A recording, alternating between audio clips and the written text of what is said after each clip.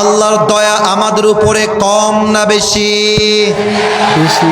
প্রত্যেকটা মুহূর্তে বান্দার উপরে দয়া করছে এক সত্তা, তিনি কে? প্রত্যেকটা কাজে কাজে, প্রত্যেকটা জায়গায় জায়গায়, জীবনের প্রত্যেকটা মুহূর্তে মুহূর্তে বান্দাকে দয়া করছে একজন। বলেন সবাই, তিনি কে? আমার বিপদের সময় আমার রবের দয়া আমার সাথে কেমন করে থাকবে, কেমন করে কাজ করবে। বিপদে আমার দেয়ালে পিঠ ঠেকে গেছে, সামনেও বাধা, ডানেও বাধা, বামেও বাধা, পেছনেও বাধা, চতুর্পাশে শত্রু আর শত্রু। এমন সময় আমার রবের দয়া আমার জীবনে কেমন করে কাজ করবে। 2 নম্বরে আমরা এইটা জানতে চাই, কিয়ামতের দিন বান্দার উপরে আল্লাহর দয়াটা কেমন হবে, হাদিস থেকে হাইলাইট করতে চাই। প্রথম কথা, আল্লাহর দয়ার সাগর কত বিশাল। আয়াতগুলো পড়ছি কান দিয়ে নয়, কলিজায় মন দিয়ে শুনবেন। أعوذ بالله من الشيطان الرجيم ورحمتي وسعت كل شيء. Allah says in this ayah, my mercy encompasses all things in the world. আমার দয়া পুরো পৃথিবীকে ঘিরে আছে। পৃথিবীর এমন কোনো প্রান্ত নেই যে প্রান্তে আমি রবের দয়া ছড়িয়ে নেই। সুবহানাল্লাহ পড়বেন না আপনারা? আজকে কিন্তু অনেক বেশি সুবহানাল্লাহ পড়তে হবে ভাই। একবার সুবহানাল্লাহ পড়লে জান্নাতে একটা গাছের মালিক হয়ে যাবেন। সুবহানাল্লাহ পড়েন। একটা গাছের মালিক হয়ে গেলেন। আর একবার পড়েন। যতবার বলবো সুবহানাল্লাহ, যতবার পড়বো আলহামদুলিল্লাহ, প্রত্যেকটা জিকিরে জিকিরে আমরা জান্নাতে এক বিশাল বড় প্রাসাদের মালিক হয়ে যাব। সুবহানাল্লাহ পড়েন সবাই।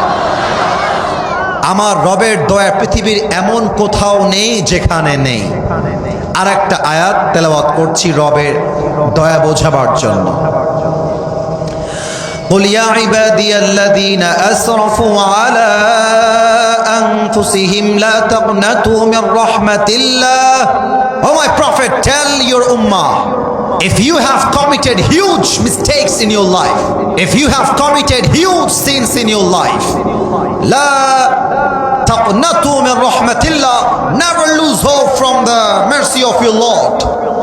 যত পাপ হয়ে যাক, যত অন্যায় হয়ে যাক, তুমি তোমার রবের রহমত থেকে, দয়া থেকে, মায়া থেকে নিরাশ হয়ে যেও না। ইন্নাল্লাহা ইয়াগফিরু যুনুবা জামিআ। আল্লাহ বলছেন, আমার বান্দা যখন গুনাহের পর অনুতপ্ত হয়, আল্লাহর কাছে 2 হাত তুলে বলে, আল্লাহ আমার জীবনে আমি অনেক পাপ করেছি, অনেক জুলুম করেছি, অনেক অন্যায় করেছি। আল্লাহ তুমি দয়া করে, মায়া করে, মেহেরবানি করে আমার জীবনের সব গুনাহ মাফ করে দাও। আল্লাহ বলছেন, আমার দয়ার সাগর এত বিশাল, এত বিশাল। রাসূল বলেন, তওবাকারী বান্দার 2 চোখের পানি নাকের ডগার আশায় আগেই আল্লাহ তার জীবনের সব গুনাহকে মাফ করে দেয়। এত আস্তে কুষ্টিয়াবাসী অন্ততপক্ষে সুবহানাল্লাহ পড়তে পারে না। আরেকবার পড়েন তো, আরে কলিজা দিয়ে পড়েন সবাই সুবহানাল্লাহ। আমাদের সকলের জীবনে পাপ, গুনাহ, অন্যায় বলেন তো সবাই আছে না নাই? আমার পাপের খবর দুনিয়াবাসী না জানলেও কি হবে, আমার পাপের খবর জানে এক সত্তা, তিনি কে? পৃথিবী না জানুক আমি তো জানি, আমি কি পাপ করেছি হায়। আমার পাপের করলে বিচার, বাঁচার আমার নাই উপায়। দয়াময় প্রভু মাফ করো আমায়, মাফ করো আমায়। পরের সময় আমেন। এবার আসুন আমরা জেনে নেই তওবা যে করে। অনেক যুবক এখানে বসে আছো যাদের গার্লফ্রেন্ড আছে, আমি ঠিক বলতে বলছি না, জাস্ট বোঝার চেষ্টা করো। আমি তোমাকে ডিসরেসপেক্ট করে কথা বলবো না। অনেক যুবক আছো যারা গতকাল বাসাতে বসে বসে পর্নোগ্রাফি দেখেছো। আই এম সরি বাট আমি বাস্তব বলছি। অনেক যুবক এই মাহফিলে আছো যারা এই সপ্তাহতেই তার গার্লফ্রেন্ড নিয়ে পার্কে ঘুরে আসছো। অনেক যুবক এখানে বসে আছো যার পকেট চেক করলে right now at this moment, এখনই পকেট থেকে বিড়ির প্যাকেট বের হবে। কথা ভুল বললাম না ঠিক বললাম? এবার বলেন।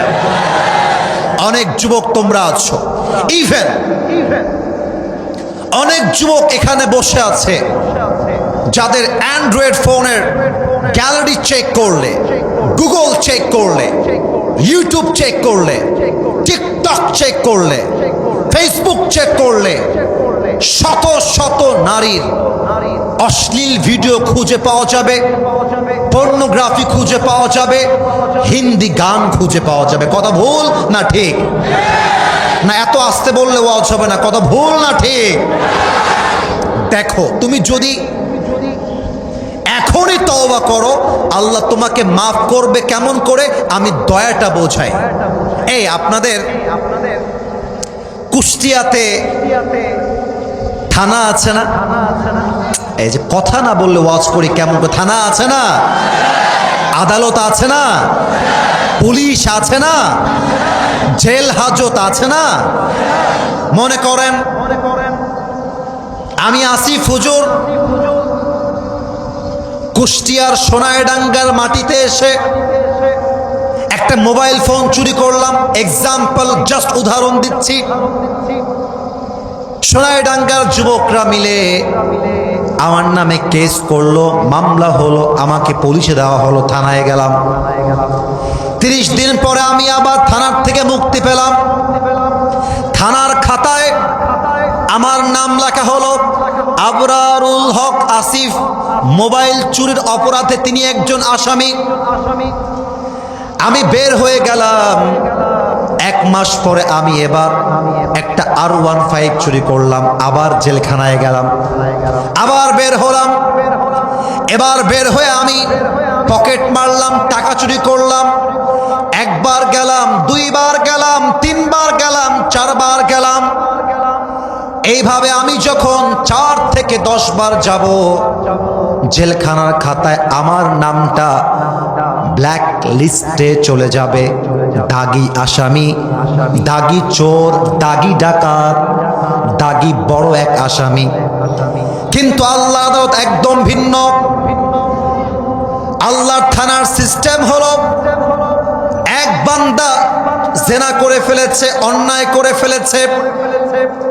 বান্দা যখন অন্যায় করে তওবা করবে, আল্লাহ রাব্বুল আলামিন সাথে সাথে যে মাফ করবেন তা নয়, বরং মাফ করার সাথে সাথে আল্লাহ রাব্বুল আলামিন পাপের খাতার থেকে তার নাম মুছে দিয়ে নিষ্পাপ বাচ্চার মতো তাকে নিষ্পাপ বানায় দিবে। আত-তাইবু মিনাজ যামবি কামান লা যামবা লাহ।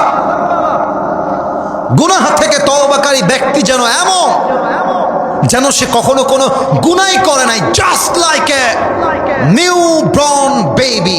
একজন নবজাতক শিশু যেমন হয়, তার কোনো পাপ থাকে না। তওবাকারী তওবা করার পরে তার আমলনামায় কোনো পাপ থাকে না। সুবহানাল্লাহ বলো সবাই। আর একটা হাদিস শোনাই। আমার কথা কি বোঝা যায়? ও ভাই, কথা না বলি আমি বুঝি কেমন, কম দিই বোঝা যায়। আর একটা হাদিস শোনাই, দেখবেন আল্লাহর দয়া এত বেশি, আপনার কলিজা আজকে শান্তিতে ভরে যাবে। ইবলিস বলছে, আল্লাহ এই জান্নাত তুমি কার জন্য বানিয়েছো? আল্লাহ বলছে, আমার বান্দার জন্য আমি জান্নাতটা বানিয়েছি। সুবহানাল্লাহ পড়বেন না? আর একটু জোরে সুবহানাল্লাহ পড়বেন না?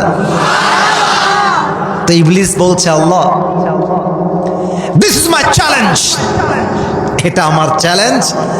যে তোমার কোন বান্দাকে আমি আল্লাহ, আমি শয়তান জান্নাতে ঢুকতে দিব না। তা আল্লাহ বলছে কেমন করে বল দেখি? বলছে তোমার বান্দা নেক আমল করতে যাবে, আমি বাধা দিব।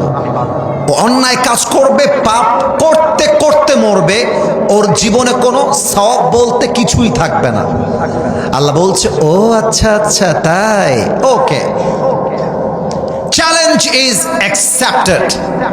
আমি আল্লাহ তোর চ্যালেঞ্জটাকে অ্যাকসেপ্ট করলাম। তবে শোন, তুই আমার বান্দাকে আজীবন ধোঁকা দিবি, আজীবন পাপ করাবি, আজীবন অন্যায় করাবি, আর আমার বান্দা মন খুলে একবার পড়বে আস্তাগফিরুল্লাহ, আমি আল্লাহর সাথে সাথেই মাফ করে দেব। জোরে সুবহানাল্লাহ পড়লেন না আপনারা? আচ্ছা ঠিক আছে আল্লাহ, বুঝে গেলাম। তাহলে ফেরেশতা এবার বলছে আল্লাহ, প্রত্যেক দিনে আকাশ তোমার কাছে পারমিশন চায়, একটাবার পারমিশন দাও, আকাশটা ভেঙ্গে পড়ে জেনাকার, বদ, সুদখোর, ঘুষখোর, এই সব গুনাহগার গুলোকে আকাশটা ভেঙ্গে পড়ে চাপিয়ে মেরে ফেলতে চায়। প্রত্যেক দিনে এই মাটিটা পারমিশন চায়, give me on chance, give me the permission. ও আল্লাহ, আমাকে একবার তুমি চান্স দাও, জমিনটা ভেঙে যাবে, মাটিটা ভেঙে যাবে, সব পাপী গুনাহগার গুলোকে মাটির নিচে চাপা দিয়ে মারবো। প্রত্যেক দিন সমুদ্র পারমিশন চায়, আল্লাহ একবার চান্স দাও, সমুদ্রের পানি দিয়ে গুনাহগার গুলোকে ডুবিয়ে ডুবিয়ে মারবো। পাহাড় পারমিশন চায়, আল্লাহ একবার পারমিশন দাও, দুই পাশ দিয়ে চাপা দিয়ে পাঁজরের হাড় ভেঙ্গে গুনাহগার গুলোকে শেষ করে দিব। আল্লাহ তুমি কি দেখো না? আল্লাহ তুমি কেন আযাব দাও না? আল্লাহ বলছে এই পাহাড়, যুবক ভাইয়েরা মন দাও, মুরব্বীরা মন লাগান, মায়েরা, বোনেরা যারাই শুনছেন কান খাড়া করবেন। আল্লাহ বলছে আকাশ চুপ কর, আল্লাহ বলছে এই জমিন চুপ কর, এই পাহাড়, এই সমুদ্র চুপ কর। এটা আমার বান্দা, আমার যা মন চায় আমি তাই করব। এবার ফেরেশতা ডাক দিয়ে বলছে আল্লাহ তুমি আযাব দাও না কেন? তুমি অপেক্ষা করো কিসের জন্য? আল্লাহ বলছে ফেরেশতারে, আমার বান্দারে আমি অনেক দয়া করে বানাইছি, আমি আমার বান্দারে অনেক ভালোবাসি। ইয আতানি নাহারান ক্বাবিলতু ওয়া ইয আতানি লাইলান ক্বাবিলতু। আমি তো অপেক্ষায় আছি, এই বুঝি আমার বান্দাটা একবার পড়বে আস্তাগফিরুল্লাহ, আর আমি আল্লাহ তাকে আমার আপন কাছের বান্দা হিসেবে কবুল করে নেব। সুবহানাল্লাহ পড়বেন না আপনারা সবাই? আমি তো আযাব দিতে চাই না। মা ইয়াফআলুল্লাহু বিআযাবিকুম ইন শাকারতুম ওয়া আমানতুম। ও বান্দা, তুই যদি শুকরগুজার হোস, ঈমানদার হোস, আমি আল্লাহ তোর আযাব দিয়ে যাব কোথায়? কোথায় যাব? আজকে অনেক যুবক একটা মেয়ের পাল্লায় পড়ে মাকে মাইনাস করে দেয়, বাপকে মাইনাস করে দেয়। আরে বেটা, মেয়ে মানুষ জীবনে আসবে যাবে, কিন্তু বাবার মতো মায়ের মতো আপন কেউ হবে না এই দুনিয়ার বুকে। মা যখন দেখছে আমার ছেলেটা জুয়া খেলে, নেশা করে, সারা দিন মোবাইল ফোন নিয়ে পড়ে থাকে, মাটা এসে বলে যে বাবা তুই কি করছিস আব্বা?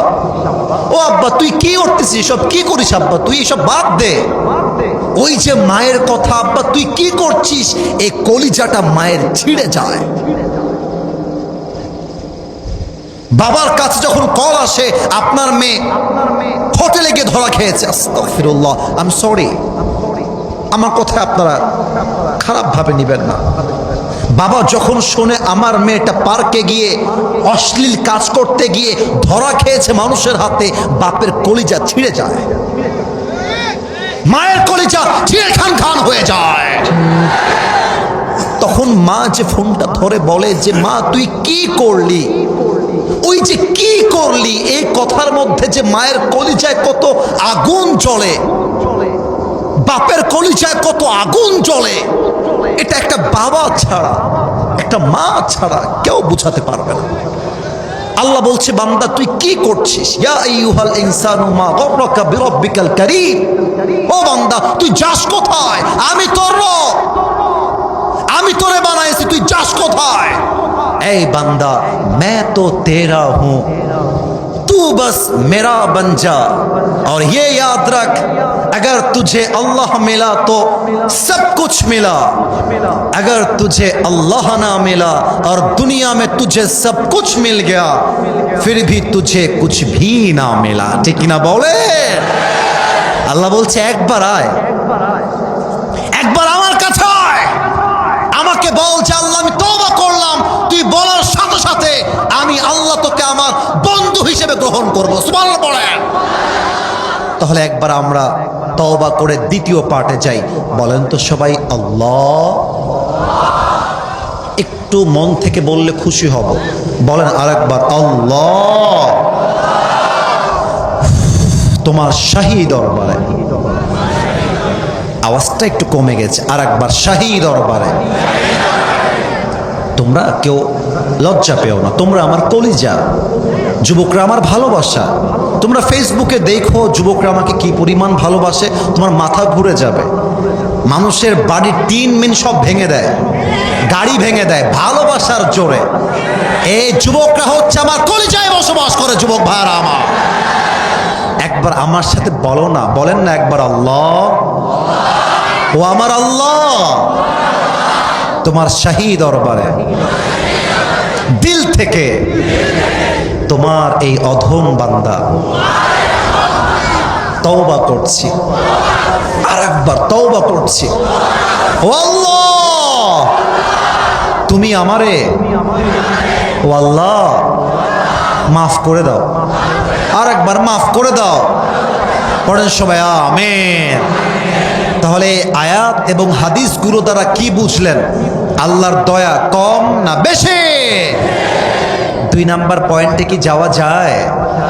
আপনারা যেভাবে বসে বসে ওয়াজ শুনছেন, যদি মাহফিলটা রাতে হতো, আমার তো মনে হচ্ছে ভোর রাত পর্যন্ত ওয়াজ চলতো, প্রত্যেকটা যুবক মুরব্বী বসে বসে ওয়াজ শুনতো। ঠিক কিনা বলেন? এটা কুষ্টিয়ার মাটি, এটা ইসলামের ঘাঁটি। এখানকার মানুষ ইসলামকে বড্ড ভালোবাসে। দিনের বেলায় যে পরিমাণ লোক এসেছে জানে না তাও এসেছে, এটাই প্রমাণ ইসলামের রাজ কায়েম হবে এই কুষ্টিয়ার মাটির থেকে। ঠিক কিনা বলে? দুই নাম্বার কথা, বিপদে আপদে আল্লাহর দয়াটা বান্দার জন্য কাজ করে কেমন করে। এই যে ঘটনা এখন বলবো, এই বামে কথা কে বলে? এই কলিজা না, তোমাদের আওয়াজের জন্য বারবার ডিস্টার্ব হচ্ছে। এদিকে তাকায় দেখো, সব চাতক পাখির মতো বসে আছে, তোমরাও বসে থাকো, আওয়াজ চাই না। বিপদে আল্লাহর দয়াটা কাজ করে কেমন করে প্রশ্ন করা লাগবে এই ওয়াজটা করতে গেলে। বলেন তো, নবীজির একজন বন্ধু ছিলেন, কিন্তু উনি শুধুমাত্র নবীর বন্ধু নন, উনি নবীর বন্ধু আবার নবীজির শ্বশুর। কি নাম? আবু বকর। এদিকে আওয়াজ আসছে, সামনে আওয়াজ পাই নাই। আরেকবার আবু বকর। নাম কি? আরেকটু আওয়াজ চাই। 80 ভাগ আসছে, 100 ভাগ আওয়াজ চাই। ওই সাহাবীর নাম কি? আবু বকর as-সিদ্দিক রাদিয়াল্লাহু তাআলা আনহু। আরেকটা প্রশ্ন, এই ভয় পাবেন না, আমি কিন্তু আটকানোর জন্য প্রশ্ন করছি না। আমি চাই আপনারা আমাকে বোঝেন, বুঝে ওয়াজ শোনেন। আমাদের বক্তাদের সমস্যা কি জানেন? আমরা চিৎকার করি বেশি, এতে করে সামনে তারা কি বুঝলো তারাও বোঝে না, আমি কি বললাম আমি নিজেও বুঝি না। এখন মুরব্বী যখন রাস্তা দিয়ে হেঁটে যায়, এই কি গো বক্তা কে আসছিল, বলছে সেই বক্তা, বলছে কি ওয়াজ, বলছে সেই ওয়াজ। তো বলছে কি শুনলা, একটা কও তো আমারে, কি শুনলা? বলছে 1.5 ঘন্টা ওয়াজ শুনলাম, চিৎকার ছাড়া কিছু বুঝতে পারলে ভালোই হতো, কিছু বুঝি নাই ভাই, খালি ঠিক আর নারায়ে তাকবীর দিয়ে আসছি। এই ওয়াজ দিয়ে কাজ হবে না, সরি, এটা আমরা আমাদের ভুলের কথা বললাম। বক্তা কি বলছেন এটা বক্তাকে বুঝতে হবে, এবং শ্রোতা কি শুনছে তা বুঝে মানার নামই হচ্ছে ওয়াজের সফলতা, ঠিক কিনা বলো? আচ্ছা, এবার বলেন তো আমার নবীজির বউ মোট কয়টা ছিল? 11টা, রাইট আনসার। আর একটু জোরে, কয়টা? 3 নাম্বার প্রশ্ন করেই আমরা মূল ঘটনায় ফিরে যাব। বলেন তো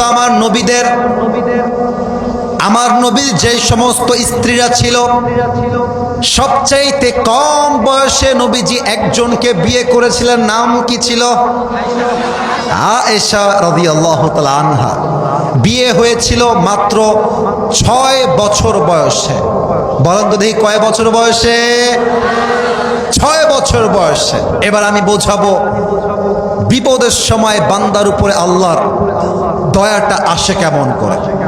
আমাদের বাংলাদেশে 4 বিয়ে তো দূরের কথা, যুবকদের একটা বিয়ে করতে লুঙ্গি খুলে যায়, আর 2 বিয়ে করার চিন্তা করা বাংলাদেশে রাজকীয়তা ছাড়া আর কিছুই না, ঠিক না বলে? আর মেয়েদের মনে এত হিংসা, সারা জীবন আমি একাই রাজ করব আর কাউকে আসতে দিব না। আর আমার আফসোস লাগে বলতে, আজকালকার মেয়েদের ডিমান্ডের জন্য 80% পুরুষ হার্ট অ্যাটাক করে মারা যায়। এত আস্তে ঠিক বললেন কেন? জোরে বলেন। খালি চাই আজকে ফ্রিজ লাগবে, কালকে টিভি লাগবে, তারপরের দিন আইফোন 17 প্রো ম্যাক্স লাগবে। আর বিবাহিত মেয়ের কথা তো বাদ দিলাম, অনেক মেয়ে আমার কথায় রাগ করবেন, বাট কসম করে বলছি আমি প্রত্যেকটা মেয়েকে আমার কলিজার থেকে সম্মান করি। কিছু চরিত্রহীন মেয়ের জন্য আজকে হাজারো চরিত্রবান মেয়ের বদনাম হয়ে যায়।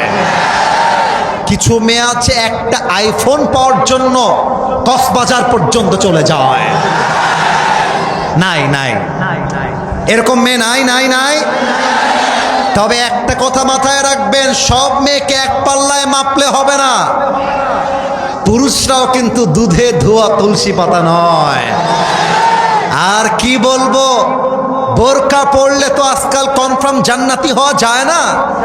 বেশিরভাগ মেয়েরা বোরকা পরে 3-4টা প্রেম একাই করে বেড়ায়। দেখলেই মনে হবে यार ये तो अभी के अभी जन्नत से भाग के दुनिया में आई है। কনফার্ম জান্নাতি, হাতে মোজা, পায়ে মোজা, বাবারে বাবা, মুখটাও ঢাকা, আর সামনাসামনি হলেই আসসালামু আলাইকুম ভাইয়া, কেমন আছেন ভাইয়া? বলো বলো, আছে না নাই? বলো বলো বলো। আর কিছু কিছু মেয়ে দেখবা বোরকা পরেই টিকটক করে বেড়ায়, উপরে ফিটফাট ভেতরে সদরঘাট। আমার প্রিয় বোনেরা দেখেন, আম্মা জান আয়েশা ধৈর্যের লেভেল কি ছিল, আল্লাহর দয়া আম্মা জান আয়েশার উপরে কত ছিল। নবীজি তার বউদেরকে মেইনটেইন করতেন একটা সিস্টেম করে। সিস্টেমটা বোঝাতে হলে আমাকে আমার ডান হাতের দিকে দেখতে হবে। এটা হচ্ছে চায়ের প্রিজ নাকি? এটা নাম কি ভাই? চায়ের? একটু দেখেন তো, দেখা যায়?